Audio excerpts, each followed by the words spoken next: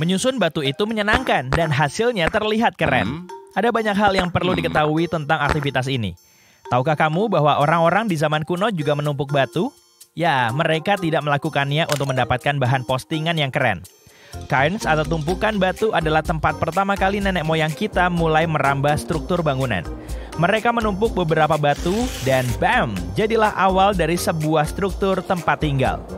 Orang Mongolia menggunakannya untuk monumen pemakaman, dan di Tibet digunakan dalam upacara untuk memanggil keberuntungan dan menyeimbangkan energi yang saling berlawanan. Selain itu, orang-orang juga mendapatkan bantuan dari batu-batu ini untuk menandai lingkungan mereka agar tidak tersesat.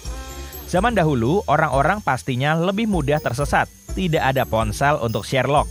Aku di dekat pohon. Pohon yang mana? Belakangan, praktik ini berubah menjadi hobi dan aktivitas meditasi. Para ahli satwa liar mulai mengkhawatirkan tentang penumpukan batu. Ini memang terlihat tidak berbahaya, tapi sayangnya hal ini merusak alam dan terkadang manusia sedemikian rupa sehingga kamu bisa membahayakan nyawa seseorang dengan menendang struktur batu yang telah dibuat sebelumnya atau dengan membuat struktur batu yang baru. Batu itu seperti organisme hidup. Batu merupakan bagian dari habitat berbagai makhluk kecil seperti serangga. Bagaimana perasaanmu jika suatu hari ada yang mengangkat atap rumahmu? Nah, itulah yang terjadi pada hewan-hewan ini. Makhluk-makhluk ini menjaga air di bawah batu.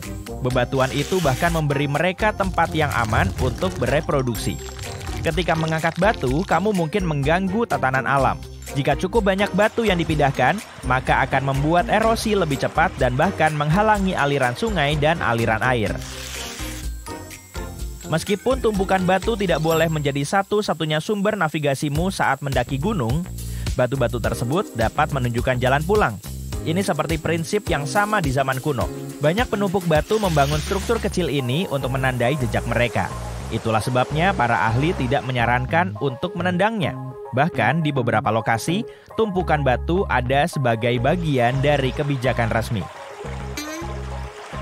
Sebagai contoh, Taman Nasional Carlsbad Caverns menggunakannya untuk memandu pengunjung dalam menemukan jalan setapak di area taman yang jarang digunakan. Karena penjaga hutan di taman dan area seperti ini membangun tumpukan batu sendiri, ketika kamu membangun cairnmu sendiri, kamu dapat membingungkan orang lain yang sangat membutuhkan petunjuk untuk mencapai peradaban lagi. Jadi, bacalah peraturan di area yang akan kamu tuju untuk mengetahui apakah penumpukan batu merupakan bagian dari sistem penandaan rute. Di beberapa area, kamu tidak diperbolehkan membuat tumpukan batu.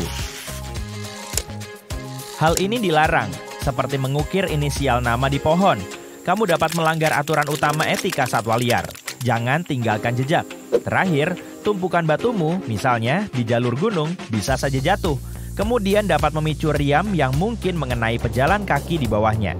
Lagi santai-santai menyusuri jalan setapak, tiba-tiba mereka menghadapi bahaya. Ups.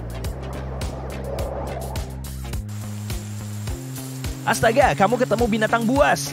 Karena kita lagi ngomongin tentang hal-hal di luar ruangan, kita akan membahas tentang apa yang harus dilakukan kalau kamu melihat binatang buas. Bagaimana cara kita harus bersikap tergantung pada hewannya. Mari kita mulai dengan ular. Kamu harus mundur perlahan-lahan dan beri jarak. Jangan menaruh tanganmu di tumpukan batu karena mungkin ada ular lain di sana. Karena reptil ini suka nongkrong di bawah batu. Kalau kamu melihat rusa, kamu harus jaga jarak juga, terutama jika ada anggota keluarganya yang masih kecil di dekatnya. Jika mereka mulai menyerang, larilah dan cobalah untuk bersembunyi di bawah pohon. Dan hati-hati dengan kakinya, itu nggak main-main loh. Gimana kalau beruang? Menjauhlah perlahan-lahan kalau beruang itu tidak melihatmu. Kalau sudah terlanjur terlihat, bicaralah dengan nada pelan. Jika beruang menyerang, gunakan semprotan beruang dan berdirilah tegak. Ini memang sulit, tapi bayangkan aja kamulah yang punya gigi tajam dan berat 300 kilo, bukan beruang itu.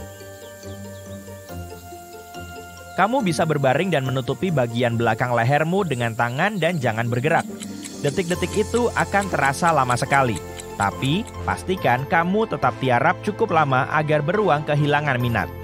Terakhir, kalau kamu ketemu sama singa gunung, jangan bertingkah seperti mangsa. Berdiri tegak, keluarkan suara keras dan mundur perlahan. Jika singa menyerang, lawanlah dengan sekuat tenaga sambil melindungi kepala dan lehermu. Ada hal-hal lain yang harus kamu perhatikan di alam bebas. Kamu mungkin suka solo traveling, tapi jika memungkinkan, jangan mendaki sendirian. Alasan pertama adalah keamanan. Akan sulit untuk kembali ke titik awal jika katakanlah pergelangan kakimu terkilir. Sebagai alternatif, kamu bisa memberitahu orang-orang bahwa kamu sedang berada di luar dan berencana kembali pada jam tertentu. Mereka bisa mengecek keadaanmu dan memastikan kamu baik-baik saja. Jangan lupa untuk mengirim pesan kepada mereka saat kamu kembali. Jika tidak, kamu mungkin akan melakukan pencarian diri sendiri dengan tim pencari. Percayalah, itu pernah terjadi. Seorang turis di Islandia hilang, tapi tidak benar-benar hilang. Ada seorang wanita yang melakukan perjalanan wisata dengan sekelompok tur wisata. Dia kemudian mengganti pakaiannya saat istirahat. Ketika dia kembali dengan pakaian yang berbeda, kelompok turnya tidak mengenalinya. Dan yang lebih buruk lagi, dia bahkan tidak menyadari bahwa mereka sedang mencarinya. Jadi, mereka mengirimkan tim pencari untuk mencari orang hilang itu, yang ternyata ada di sana bersama mereka sepanjang waktu. Dia bahkan membantu pencarian itu sendiri, dan mereka baru mengetahui kekeliruan itu pada pukul 3 pagi. Oke, kembali ke tips berguna sebelum melakukan perjalanan di alam liar. Hindari mengandalkan ponsel pintarmu untuk mendapatkan petunjuk arah dalam situasi tertentu. Bayangkan dirimu berada jauh di dalam pegunungan. Mungkin saja tidak ada sinyal. Untuk itu, kamu bisa membeli pelacak yang memiliki fitur untuk mengirim pesan satelit.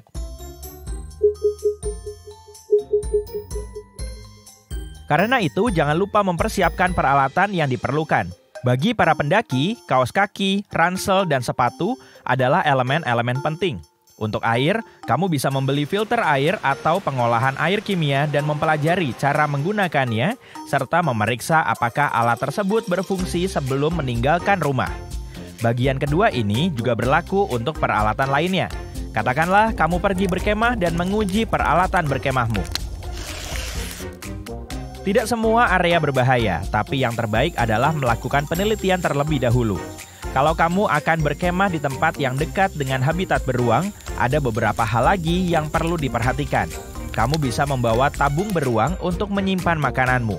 Jangan mengandalkan tas biasa yang kamu ikatkan di pohon. Kamu mungkin tidak akan menemukannya di sana keesokan paginya.